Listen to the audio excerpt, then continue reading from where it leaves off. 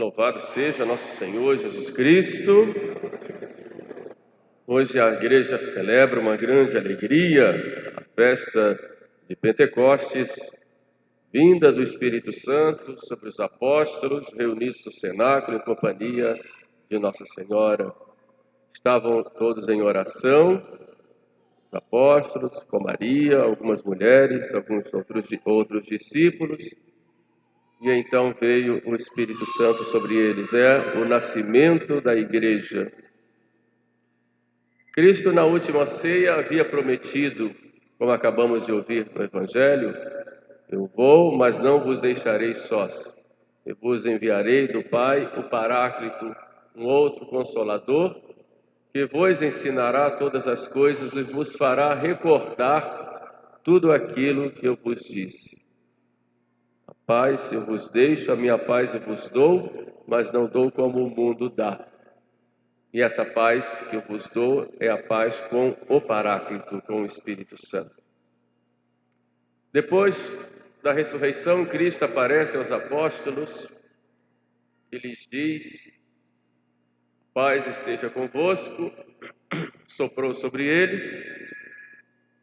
E assim como o Pai me enviou, assim também eu vos envio. Recebei o Espírito Santo. A todos aqueles a quem perdoardes os pecados, se eles são perdoados, e a todos aqueles a quem os retiverdes, se eles são retidos. Cristo promete na última ceia, no cenáculo. No mesmo cenáculo aparece aos apóstolos, sopra sobre eles e já dá o Espírito Santo. E pede que eles fiquem em Jerusalém em oração. 50 dias depois, também no mesmo cenáculo, Cristo envia do Pai o Espírito Santo. São Lucas nos narra alguns detalhes, como acabamos de ouvir na primeira leitura dos Atos dos Apóstolos.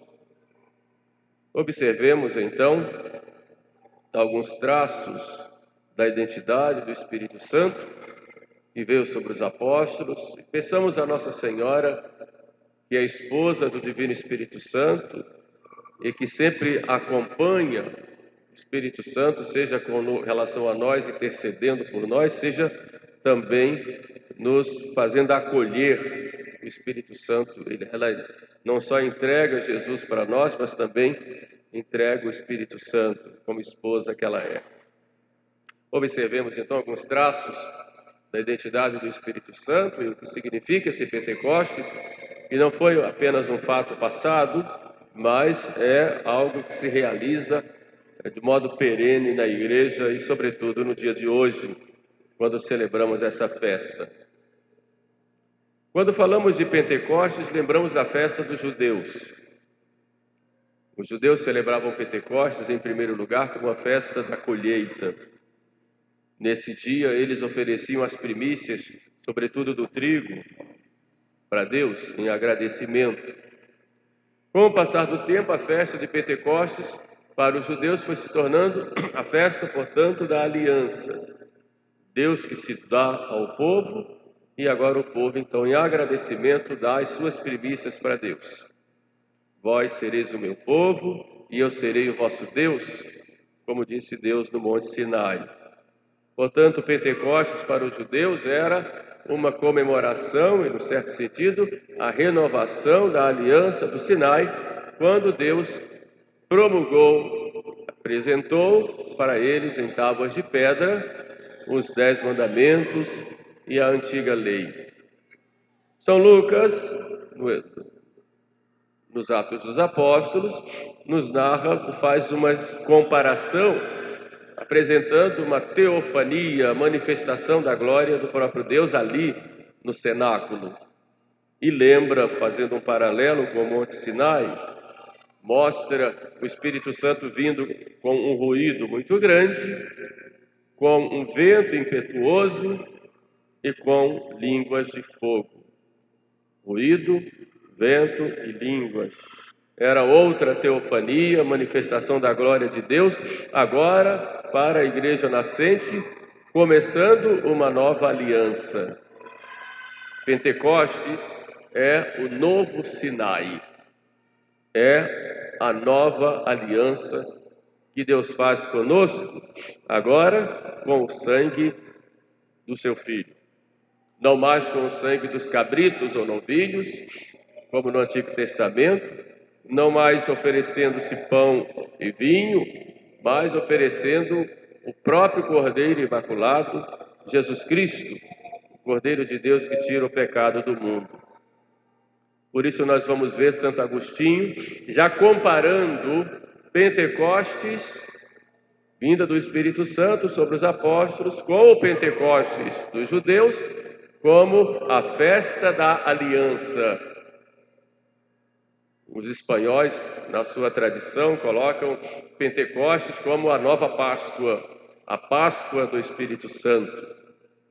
E exatamente porque tem esse sentido de aliança, aliança que Deus fez conosco, aliança que é promulgada na festa de Pentecostes. É dada para nós, na antiga lei, foram dadas, ou no Monte Sinai, foram dadas as tábuas de pedra com a antiga lei. Agora, o Espírito Santo nos dá a graça para viver a lei de Deus e para mergulhar no amor de Deus. O Espírito Santo foi prometido já no Antigo Testamento. Vamos ver o profeta Jeremias falando do Espírito que eu vos enviarei. Mas fica mais claro em Ezequiel, quando Deus fala, lá no capítulo 36, da libertação de Israel e da restauração de Israel. Deus fala, através de Ezequiel, derramarei águas puras que vos purificarão das imundícies e dos pecados. Aí Deus já se refere à água do batismo.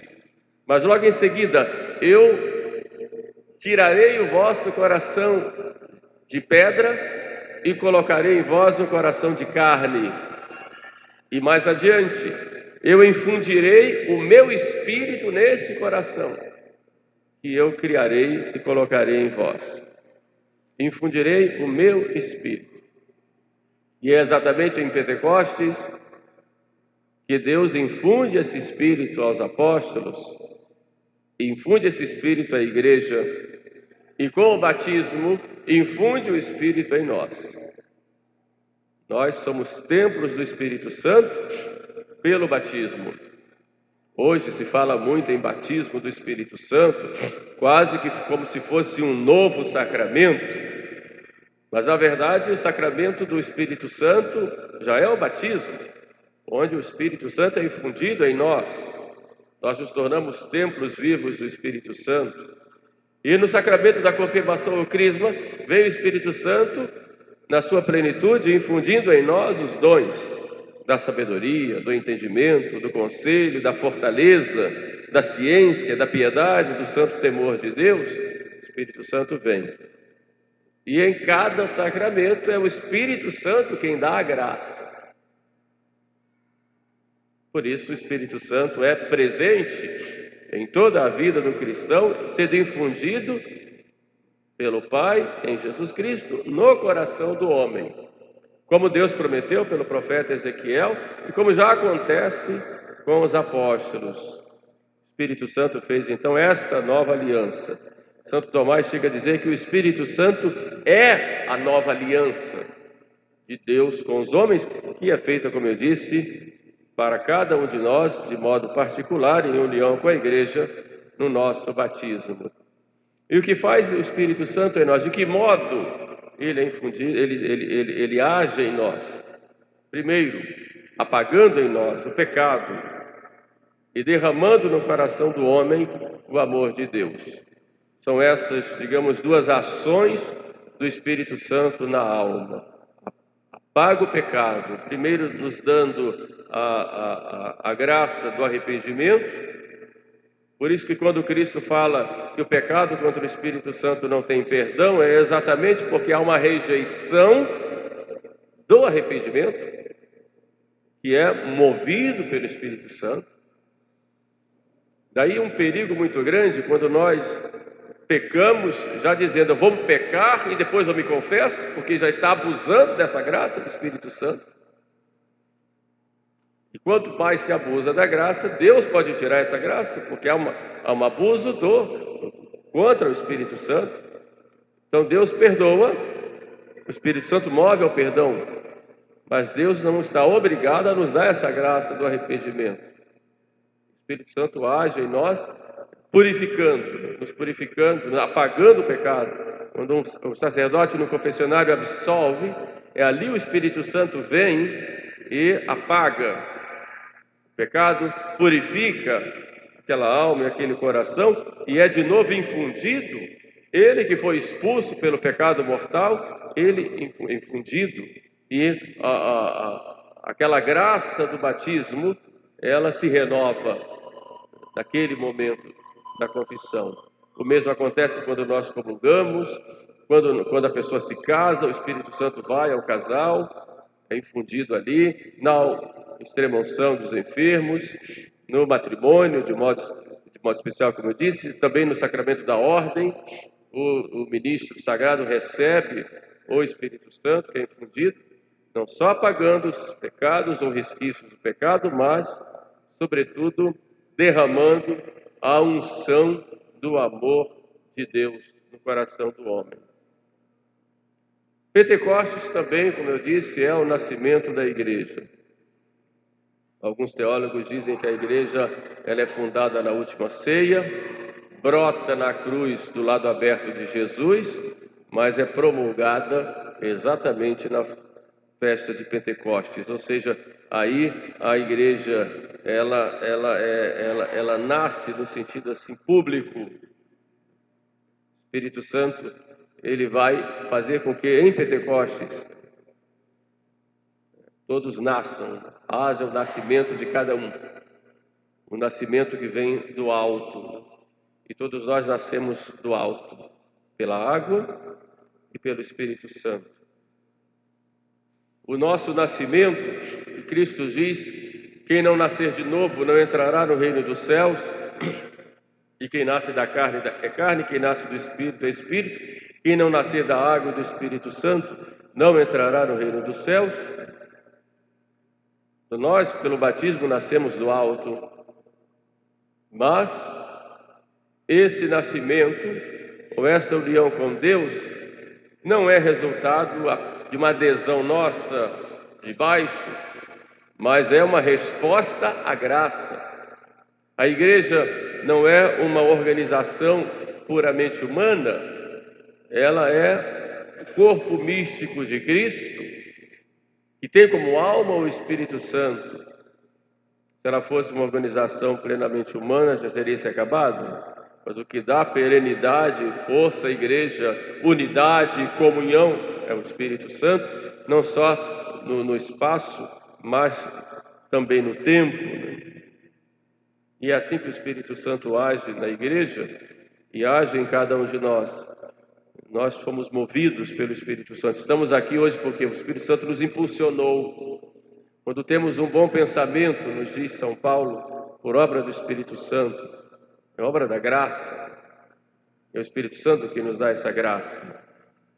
E Santo Irineu fala na sua obra, Diversos Héreses, onde está a igreja, aí está o Espírito.